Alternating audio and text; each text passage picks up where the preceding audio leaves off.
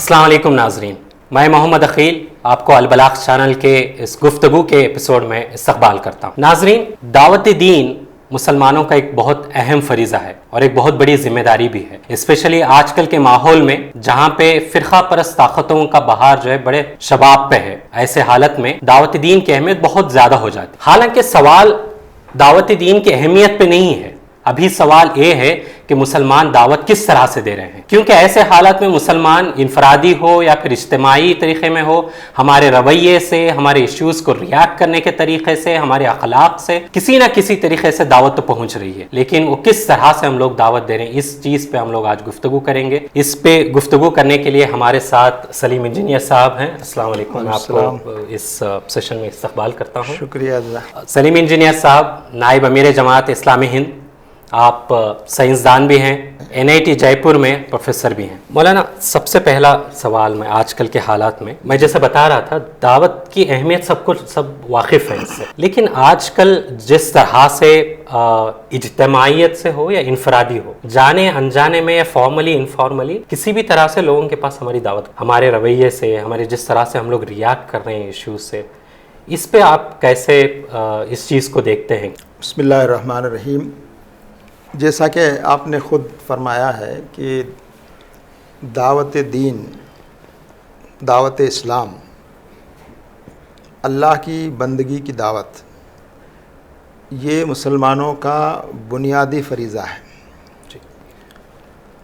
اور یہ فریضہ ان کو انفرادی اور اجتماعی طور پر ہر حال میں انجام دینا ہے۔ یہ بات صحیح ہے کہ حالات جس طرح بدلتے ہیں اس میں دعوت کا اسلوب، انداز اور طریقے، اس میں فرق نمایاں ہو سکتا ہے،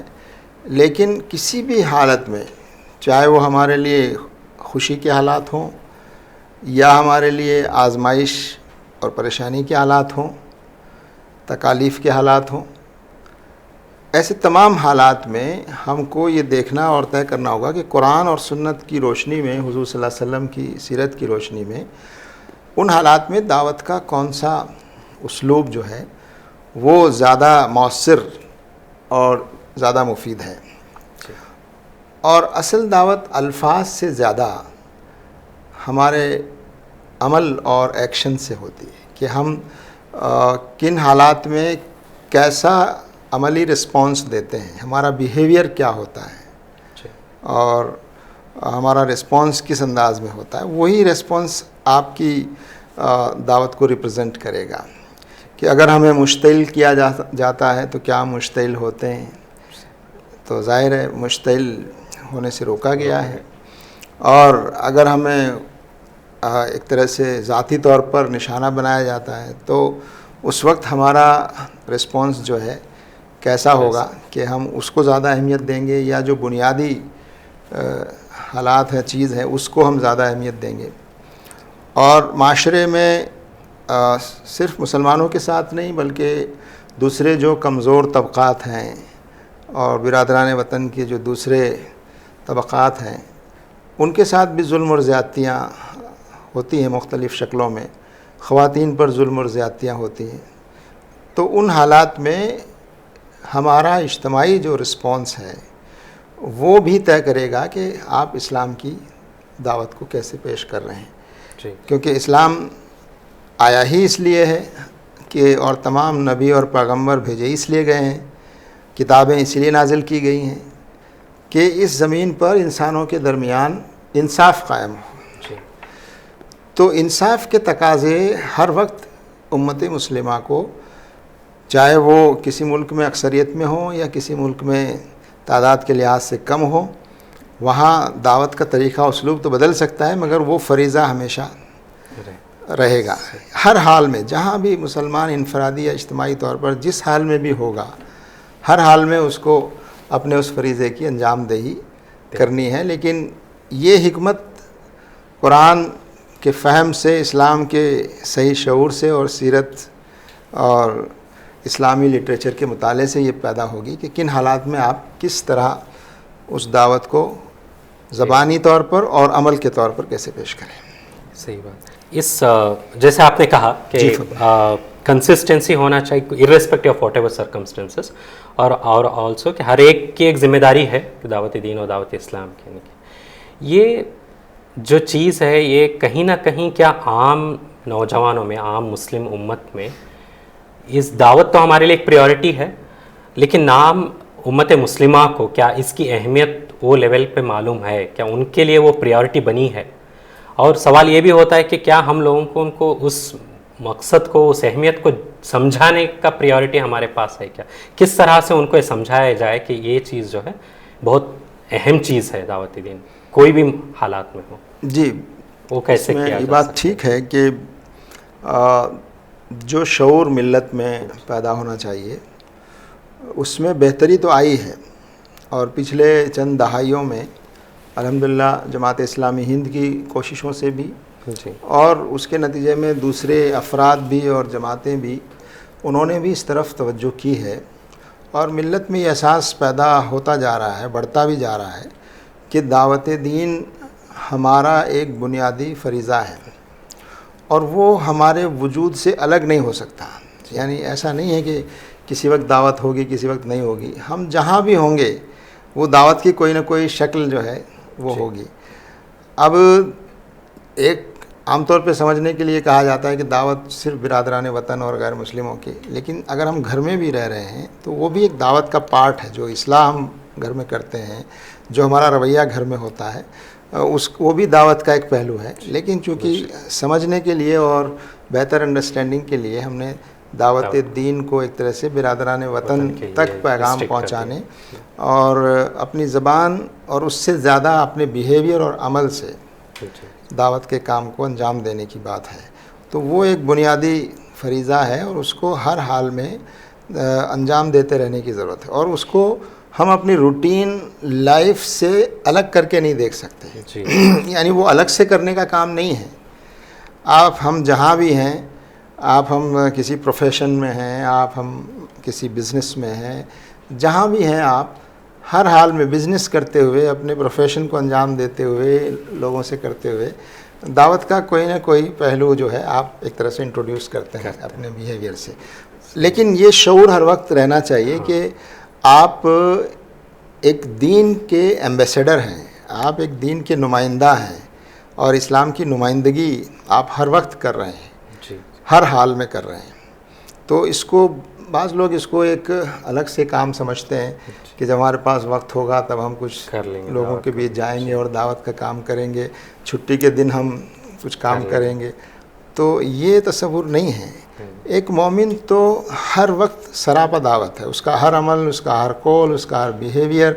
اس کا اٹھنا بیٹھنا, بات کرنا, اس کا خوش ہونا, اس کا ناراض ہونا, اس کا کسی مسئلے میں ریئیکٹ کرنا, رسپانس دینا, یہ تمام پہلو جو ہے وہ دعوت کے پہلو ہیں. اور اسی لیے ایک مومن کو اس لحاظ سے بہت کوشش رہنے کی ضرورت ہے کہ ان کو دیکھا جا رہا ہے اور ان کے رویے سے اسلام کی تصویر اچھی یا بری بن رہی ہے. لوگ یہ سمجھ رہے ہیں جو تصویر مسلمان انفرادی اجتماعی طور پر پیش کرتا ہے اپنے عمل سے, وہی ریپرزنٹیشن ایک طرح سے اسلام کا ہوتا ہے. تو اس پہلو سے بہتری تو آئی ہے, لیکن ابھی بھی ملت کا بہت بڑا حصہ ابھی بھی شعور سے میں سمجھتا ہوں پوری طرح سے واقف نہیں ہے اور دور ہے. لہٰذا جماعت اسلامی ہند کو, دیگر دینی جماعتوں کو اس پہلو سے بہت زیادہ محنت کرنے کی ضرورت ہے. ایک بات تو گفتگو کے دوران آپ نے کہی کہ دعوت اسلام, دعوت دین کا جو مقصد یا اس کا میننگ ہے وہ ریسٹرکٹ ہو گیا ہے کہیں نہ کہیں, کہ ہم لوگ ایک فارمل اپروچ ہم لوگ لے رہے ہیں. ایک طرح سے دیکھا جائے, فار ایگزامپل, ابھی میں ایگزامپل دے کے اگر میں یا کوئی میرے نان مسلم دوست کو دعوت دین دینا چاہتا ہوں فارمل انداز میں, جس طرح سے ہوتا ہے, میں تب تک اس کو اس پیغام کو نہیں دے سکتا جب تک میرا اور اس کا کارڈیل ریلیشن شپ نہ ہو. ہمارا ریلیشن شپ اگر اچھا ہی نہیں ہے تو میں جا کے دعوت دین نہیں دے سکتا ہوں. یہ انفرادی لیول پہ ہو گیا. اجتماعی لیول پہ جب ہم دیکھتے ہیں, جہاں پہ اگر ہمارا اور دوسرے قوم کے ساتھ کارڈیل ریلیشن شپ نہیں رہا تو کس طرح سے ہم لوگ دعوت دے سکتے ہیں. تو the point I am trying to make is, یہ جو کارڈیل ریلیشن شپ رکھنا ہے دوسرے مذہب کے لیڈروں سے, ان کے مذہب کے لوگوں سے, یہ بھی دعوت دین کا حصہ ہی ہے. جب یہ بہت فرسٹ اسٹیپ ہے آئی تھنک کہ ان کے ساتھ ایک کارڈیل ریلیشن شپ پہلے ہو, اس کے بعد ہم لوگ اس کے ذریعے ہی دعوت دین ہو سکتا ہے. ورنہ ایک بہت ریسٹرکٹیڈ میننگ ہو گیا کہ دعوت دین جب فارمل انداز میں جا کے بتا کے آئیں گے. جی جی. سو اس کا امپورٹنس دیکھیے ایک بات یہ رہے کہ جیسا کہ میں شروع میں بھی عرض کیا کہ دعوت اور ایک مسلمان کی زندگی یہ دونوں الگ نہیں ہو سکتے. جی. وہ سمجھ کے یہ سمجھ رہا ہو کہ وہ دعوت دے رہا ہے, نہیں سمجھ رہا ہو تو بھی وہ دعوت دے رہا ہے. جی. جو بھی اس کا بیہیویئر ہے اور جو بھی اس کا عمل ہے وہ اسلام کے بارے میں ایک صحیح یا غلط تصور پیش کر رہا ہے. تو اگر وہ شعوری طور پر اپنا عمل اور اپنے قول سے دعوت دے رہا ہے تو دعوت ہے ہی, لیکن اگر وہ غیر شعوری طور پر بھی کچھ کر رہا ہے تو اس سے بھی اسلام پر ایک پازیٹیو یا نیگیٹو اس کی تصویر بنتی ہے. یہ بات سمجھانے کی ضرورت ہے کہ آپ کا ہر عمل جو ہے وہ اسلام کے یا تو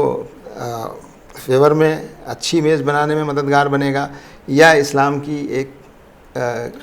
خراب یا کمزور امیج بنانے میں معاون بنے گا. تو یہ بات ہر ایک پر واضح رہنی چاہیے. دوسری بات جو آپ نے فرمائی ہے وہ یہ کہ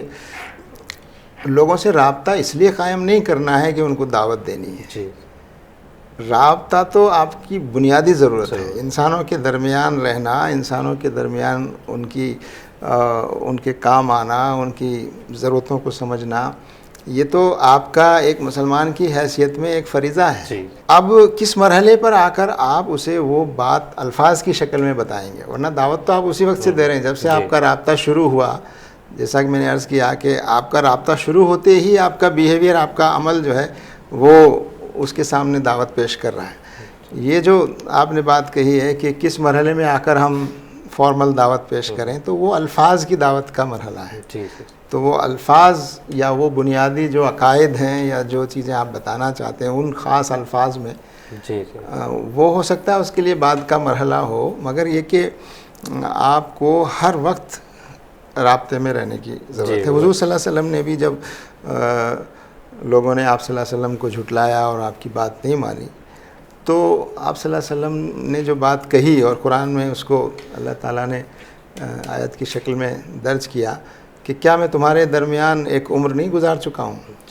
دلیل اپنی پرانی نبوت سے پہلے کی زندگی کو آپ صلی اللہ علیہ وسلم نے ایک دلیل کے طور پر پیش کیا کہ آج تم میری ان باتوں پر یقین نہیں کر رہے ہو, مجھے جھٹلا رہے ہو, تو کیا میں تمہارے درمیان ایک عمر نہیں گزار چکا ہوں, کیا تم مجھے نہیں جانتے ہو. تو اس سے پہلے تو حضور صلی اللہ علیہ وسلم کو معلوم بھی نہیں تھا کہ دعوت کیا ہے, اسلام کیا ہے اور ان کی ذمہ داری کیا ہے, وہ نبی بننے والے ہیں نہیں ہیں, یہ سب ان کے علم میں نہیں تھا. لیکن ان کی جو سابقہ زندگی تھی نبوت سے اعلان سے پہلے کی, تو اس کو دلیل کے طور پر پیش کیا گیا. تو دعوت میں اس بات کی بہت بڑی اہمیت ہے. اس شخص کے سامنے آپ کوئی بات پیش کر رہے ہیں, جب تک وہ آپ کو اپنا خیر خواہ نہیں سمجھے گا ہر لحاظ سے, اور جب تک اس کو یقین نہ ہو جائے کہ آپ میری بھلائی چاہ رہے ہیں, آپ میرا برا نہیں چاہ سکتے, آپ مجھے کوئی نقصان نہیں پہنچا سکتے, آپ مجھے کسی خطرے میں نہیں ڈال سکتے, یہ یقین اس کو ہو جائے گا تو وہ فوراً آپ کی بات پر سنجیدگی سے غور کرے گا کہ جو بات آپ کہہ رہے ہیں اس بات میں کتنی سچائی ہے, اسے ماننا چاہیے یا نہیں ماننا چاہیے, یہ اس کا فیصلہ ہوگا. آپ کا جو رویہ اور عمل اور کردار اس کے ساتھ ہے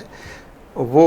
جو ہے بہت اہم ہے. لیکن جو لوگ یہ سمجھتے ہیں کہ چونکہ ہم کو ان کو آگے چل کر دعوت دینی ہے اس لیے ہم اپنا بیہیویئر اچھا رکھیں اور یہ کریں, وہ مجھے لگتا ہے کہ وہ ٹھیک نہیں ہے. ایک نیچرل طریقے سے آپ کا رابطہ ہونا چاہیے, اور جب تک وہ مرحلہ آئے الفاظ کی شکل میں بات کہنے کا تب تک آپ کا بیہیویئر ان کو ایک دعوت دے رہا ہے. بے شک. اب ہمارا فیوچر روڈ میپ کیا ہونا چاہیے کہ اب ہماری ایک قوم کے لیے تو ہم لوگ ہماری جدوجہد کوششیں چل رہی ہیں, فیوچر کی جو جنریشن آنے والی ہے اس کے لیے کیا ایگزامپلس ہم لوگوں کو سیٹ کرنے چاہیے؟ دیکھیے مسلمانوں کے لیے تو اللہ تعالیٰ نے مسئلہ بہت آسان کر دیا,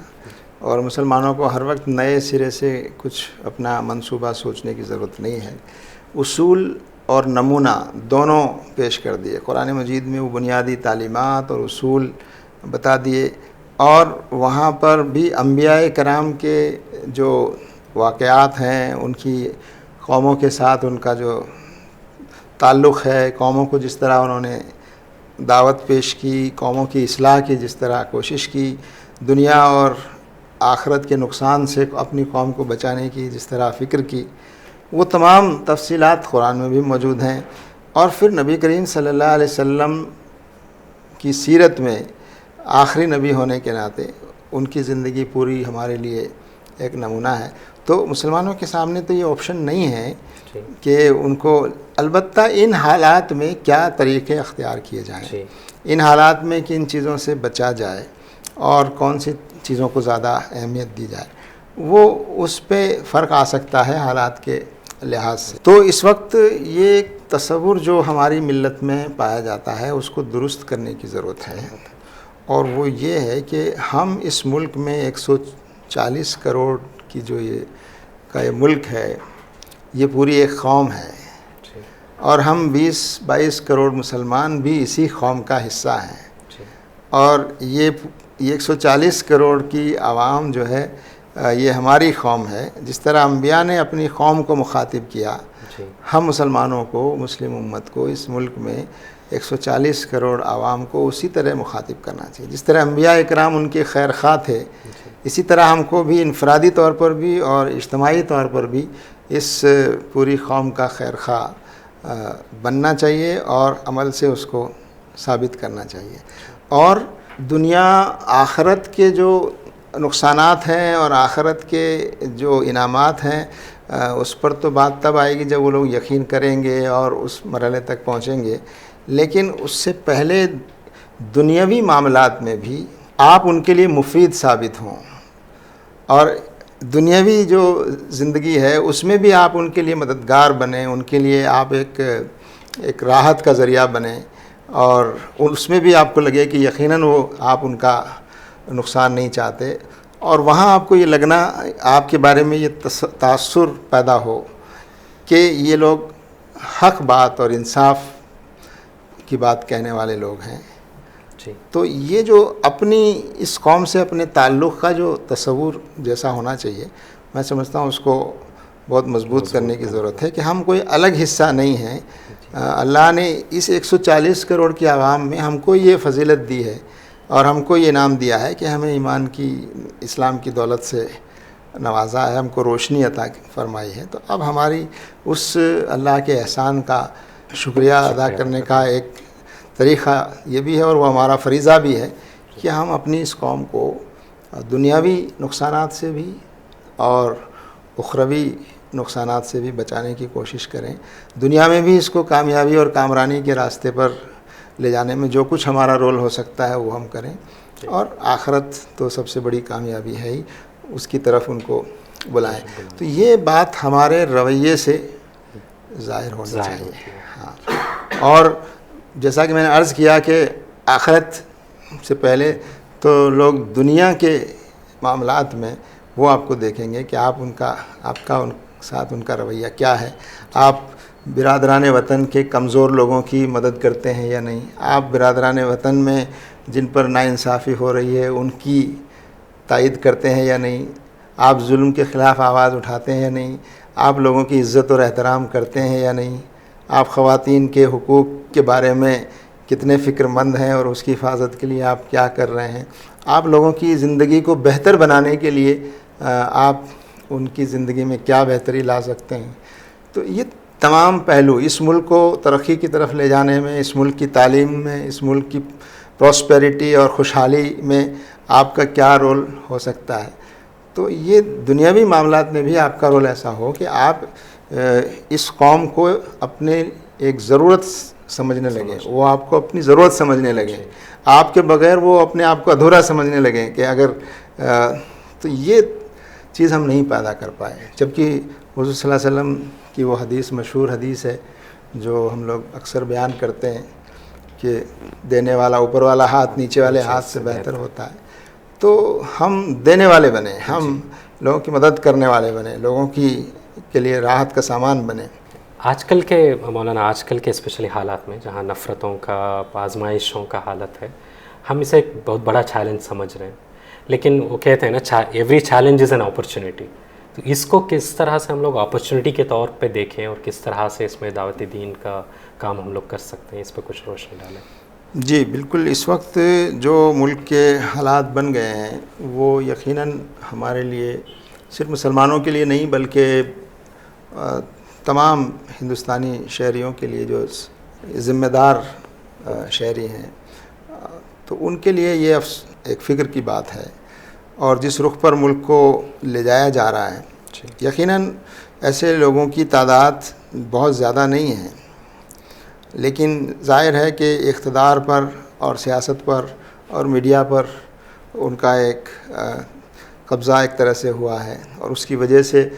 وہ یہ پرسیپشن دینے کی کوشش کر رہے ہیں کہ گویا پورے ملک ان کے ساتھ ہے، جو ایک غلط پرسیپشن ہے۔ اور پھر یہ بھی عرض کرتا چلوں کہ یہ جو لوگ ہیں فرقہ پرستی کو پھیلانے والے، نفرت پھیلانے والے، یہ بھی ہماری ہی اس قوم کا حصہ ہیں، اور یہ بھی ہمارے بھائی ہیں، نادان بھائی ہیں، راستے سے بھٹک گئے ہیں، غلط انہوں نے راستہ چن لیا ہے، لیکن اس کی ایک بڑی آبادی اس ملک میں ایسی ہے جو ان کی اس نفرت کے ایجنڈے کو پسند نہیں کرتی اور ان کا ساتھ نہیں دیتی، البتہ وہ ان کے خلاف ابھی آواز نہیں اٹھا رہی ہے یا خاموش ہے۔ تو یہ ہماری ذمہ داری ہے کہ ہم اس کے بارے میں لوگوں کو بتائیں کہ نفرت جو ہے وہ انسان کی فطرت نہیں ہے، اور نفرت انسان کی فطرت کے خلاف ایک چیز ہے، اس پر وہ بہت تھوڑی دیر تو رہ سکتا ہے، لیکن زیادہ دیر نفرت کی کیفیت میں وہ نہیں رہ سکتا، اور نفرت کی بنیاد پر کوئی معاشرہ جو ہے وہ اس کی تعمیر نہیں ہو سکتی، اور کسی ملک کی ترقی یا خوشحالی جو ہے وہ اس کے ذریعے سے نہیں آ سکتی۔ یہ بات یہاں کی عوام کو ہمیں سمجھانی ہے، اور مومن کے لیے اور مسلمانوں کے لیے تو ہر قسم کے حالات ایک اپورچونٹی لاتے ہیں، اور جب حالات زیادہ سخت ہوتے ہیں تو اپورچونٹی بھی زیادہ ہوتی ہے، اور امتحان بھی ہوتا ہے، اس میں ہمارے لیے آزمائش ہے کہ یہ عناصر کبھی کبھی ایسی چیزیں کرتے ہیں جس سے غصہ آتا ہے، اشتعال پیدا ہوتا ہے، تو ظاہر ہے یہ ایک ہمارے لیے ایک امتحان اور آزمائش کی بات ہے کہ ہم اس میں مشتعل نہ ہوں اور اس طرح کا غصہ پیدا نہ ہو، اور ہم اس کو ایک بہتر انداز میں اس کو رسپونڈ کریں۔ جہاں قانون کا معاملہ ہے وہاں قانون کی مدد لیں، کیونکہ کسی ملک اور سماج میں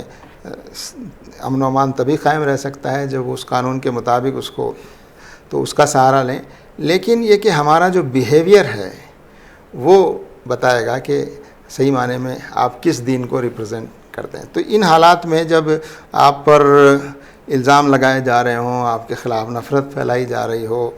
اور پھر اقتدار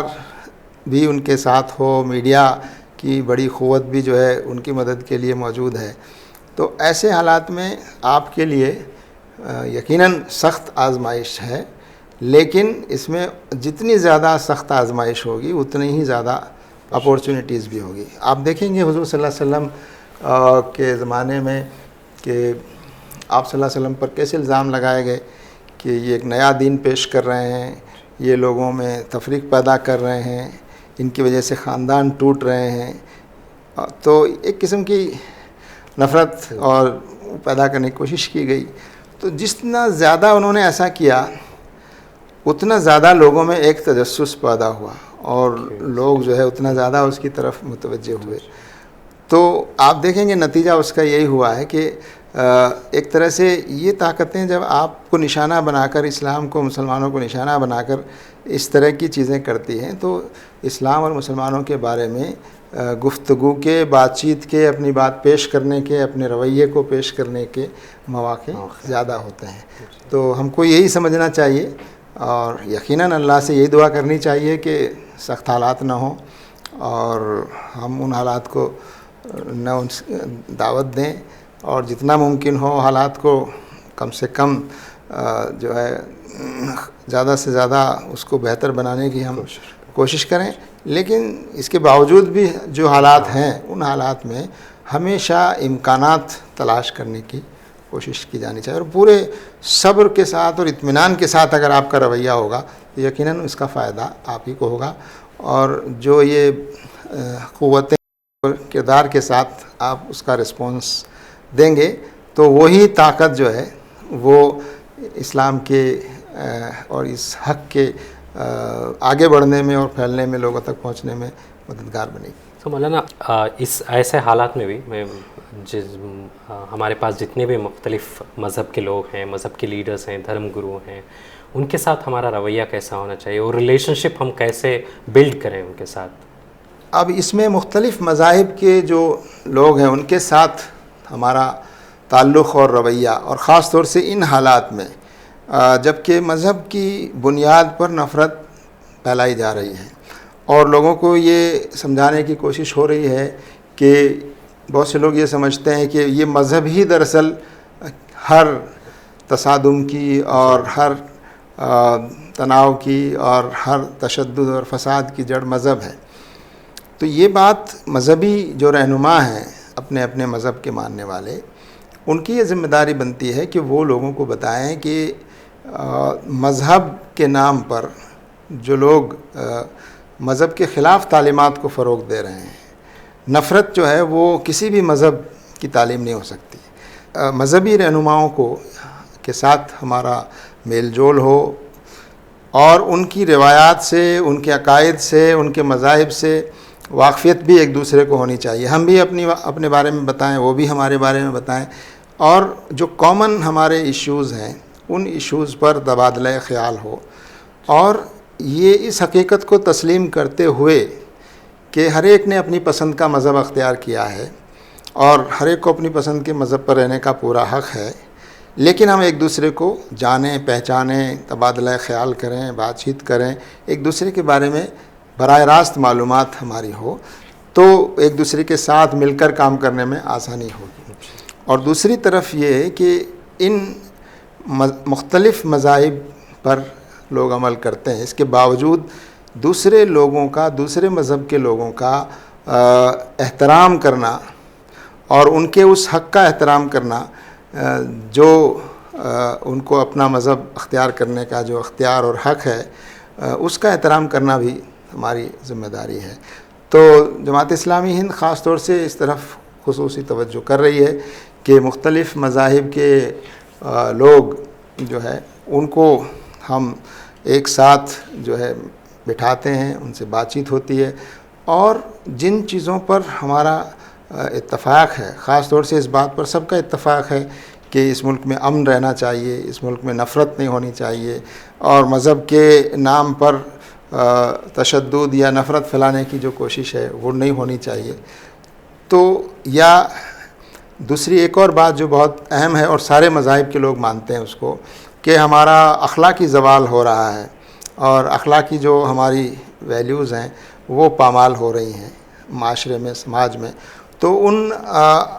ان اقدار کو اور ان اخلاق کو کیسے ہم اور زیادہ مضبوط کریں، اور سماج میں بہت سی ایسی خامیاں ہیں، خرابیاں ہیں جس پر سب کا اتفاق ہے کہ وہ خرابیاں، وہ برائیاں نہیں ہونی چاہیے۔ تو جن پر ہمارا اتفاق ہے، سارے مذاہب کے لوگ اگر ایک ساتھ مل کر ان برائیوں کے خلاف آواز اٹھائیں تو اس ملک میں، سماج میں ایک اچھا ماحول پیدا ہوگا۔ تو مختلف مذاہب کے لوگوں کے ساتھ ہمارا ملنا جلنا، آپس میں تبادلہ خیال، اور جو کامن چیزیں ہیں معاشرے اور سماج کے لیے جو نقصان دہ چیزیں ہیں اس کے خلاف کام کرنا، اور جو بہتر چیزیں ہیں ان کے لیے کام کرنے کی کوشش کرنا۔ تو اور جب ہم ایک دوسرے کے ساتھ رہیں گے، بات چیت کریں گے اور مل کر کچھ کامن چیزوں پر کام کریں گے تو یقیناً ہمارا کردار اور ہماری باتیں اور ہمارا رویہ ان تک پہنچے گا، اور وہ بھی ایک قسم کی دعوت ہے۔ جزاک اللہ خیر مولانا۔ ناظرین، آج کل کے حالات میں بے شک ہمارے لیے بہت زیادہ آزمائش ہیں، چیلنجز ہیں، بٹ اس سے کس طرح سے اپرچونیٹیز سمجھیں اور دعوت دین کو ہم لوگوں تک، وہ برادران وطن تک پہنچا سکتے ہیں، ایسے بہت اہم نقاط پر جو ہے مولانا نے روشنی ڈالی۔ میں امید کرتا ہوں کہ اس سے آپ سب کو بہت فائدہ پہنچا ہوگا۔ جی، جزاک اللہ خیر مولانا، آپ نے اپنا قیمتی وقت ہمارے لیے البلاغ چینل کے لیے دیا، بہت بہت شکریہ ادا کرتا ہوں میں آپ کا۔ اور اگلے ایپیسوڈ میں انشاءاللہ ایک اور خصوصی مہمان کے ساتھ، ایک اور ٹاپک کے ساتھ ہم لوگ آپ کے سامنے آئیں گے۔ تب تک کے لیے السلام علیکم ورحمۃ اللہ وبرکاتہ۔